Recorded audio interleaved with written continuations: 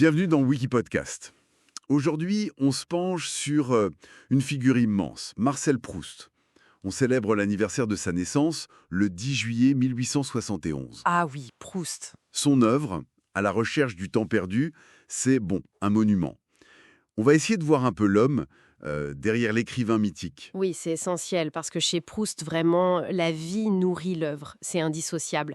Son milieu familial, social, c'est la clé, en fait, pour entrer dans la recherche. Alors, il naît à Paris, Auteuil, c'est ça, en 1871, famille plutôt aisée, cultivée. Tout à fait. Le père, Adrien Proust, médecin réputé, catholique, et la mère, Jeanne Voile, d'origine juive, une femme très, très cultivée qui va avoir une influence absolument déterminante sur lui. Et dès l'enfance, il y a cette santé fragile, l'asthme chronique. Oui, ça va le poursuivre toute sa vie. Ça explique beaucoup de choses, y compris son rapport au monde et plus tard son isolement. Et pourtant, jeune homme, il fréquente assidûment les salons parisiens. On a cette image un peu du mondain, du dilettant. Bah oui, cette image lui a longtemps collé à la peau.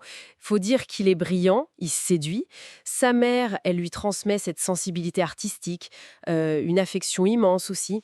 Le père, lui, incarne plus la rigueur scientifique, l'ordre social. Il fait quand même ses études à Condorcet. Il se lie avec des futurs intellectuels. Il lance même une revue, Le Banquet. Exactement, et il commence à écrire.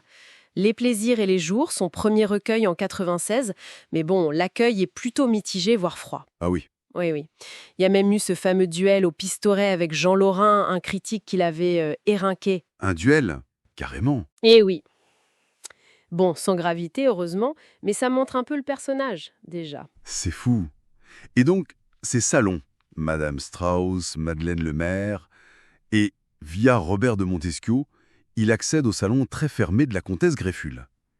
C'est là qu'il l'observe, qu'il l'emmagasine. C'est exactement ça. Il est un observateur incroyable. Derrière le jeune homme apparemment superficiel, il y a un regard d'une acuité phénoménale sur les mécanismes sociaux, les vanités, les passions. Toute cette matière brute, elle va infuser dans la recherche. Difficile d'imaginer l'ermite de la fin, dans ce jeune homme qui papillonne. C'est tout le paradoxe. Et d'ailleurs, vers 1895, il commence un premier roman, Jean Santeuil, très autobiographique, mais Mais il l'abandonne. il l'abandonne, oui. Il le laisse inachevé. Et puis, vers 1900, il y a ce tournant important, John Ruskin. Ah, Ruskin, le critique d'art anglais. Oui. Proust est fasciné. Il se lance dans la traduction de ses œuvres, la Bible d'Amiens, Sésame et l'Hélice. C'est un travail énorme pour lui, qui ne maîtrise pas parfaitement l'anglais. Et sa mère l'aide, c'est ça Énormément. Elle lui prépare des traductions mot à mot. Cette période est cruciale. Ça affine son regard sur l'art, sur le style. On pense que les longues phrases de Ruskin ont pu l'influencer d'une certaine manière. Et vit le choc, la mort des parents. Oui, d'abord son père en 1903 et surtout sa mère en 1905. C'est une dévastation pour lui. Ça le brise. Complètement. Et l'année suivante, en 1906, il déménage boulevard Haussmann. C'est là, dans cet appartement, qu'il va vraiment commencer. La recherche. À la recherche du temps perdu, oui, vers 1907. Il commence à se cloîtrer. La vie mondaine, c'est fini ou presque. La fameuse chambre tapissée de liège. Exactement, pour s'isoler du bruit, de la lumière, de la vie extérieure. C'est dans ce cocon qu'il va plonger en lui-même et dans ses souvenirs. Mais la publication, c'est une autre histoire. Ah oui, c'est pas simple au début. Pas du tout. Du côté de chez Swann, le premier volume est refusé par plusieurs éditeurs, y compris Gallimard. André Gide dira plus tard que c'est la plus grande erreur de la NRF. Incroyable. Du coup, il fait quoi? Il le publie à compte d'auteur, chez Grasset, en 1913. Et la reconnaissance, elle tarde à venir? Elle arrive vraiment après la guerre, avec le prix Goncourt en 1919 pour le deuxième volume, À l'ombre des jeunes filles en fleurs. Là, c'est la consécration. Et cette fois, c'est publié chez Gallimard. Et l'œuvre elle-même, les thèmes sont immenses. Le temps, la mémoire involontaire, La Madeleine, bien sûr. l'amour, la jalousie maladive, l'art comme seule vraie vie, la critique sociale féroce de l'aristocratie et de la bourgeoisie. Et puis, l'homosexualité, abordée de manière très, très nouvelle. Oui, avec une complexité psychologique inédite.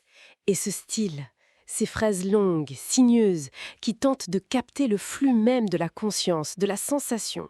C'est unique. Les dernières années, il ne vit que pour ça, pour achever son œuvre. C'est une course contre la mort, littéralement. Sa santé se dégrade terriblement, mais il travaille sans relâche. Il ajoute constamment des passages, les fameuses paperoles. Ces bandes de papier qu'il collait partout. Oui, pour rallonger, préciser, complexifier. C'est un travail titanesque. Il meurt en novembre 1922 d'une bronchite, épuisé. Laissant une œuvre inachevée, en quelque sorte. Disons pas complètement publié de son vivant. Les derniers volumes paraîtront après sa mort, établis par son frère Robert et Jacques Rivière. Mais l'essentiel était là. Quel parcours! Et quel héritage! Proust, c'est un des géants du XXe siècle. Il a redéfini le roman moderne. Cette exploration de la subjectivité, du temps qui passe et qu'on retrouve, de la mémoire, ça continue d'influencer les écrivains du monde entier. Il nous a appris à regarder en nous différemment. C'est vrai. Et il reste cette figure si paradoxale, le type qui connaissait tout le monde, le roi des salons, qui finit en reclus total pour écrire sur cette société qu'il a, d'une certaine façon, fui. Exactement. Et la question, finalement, c'est peut-être ça. Comment cette vie si contrainte par la maladie, par ce retrait du monde, a-t-elle pu enfanter une œuvre d'une telle richesse, d'une telle ampleur psychologique et sociale, une œuvre dont la modernité nous frappe encore aujourd'hui? Ça laisse pensif, non? Absolument.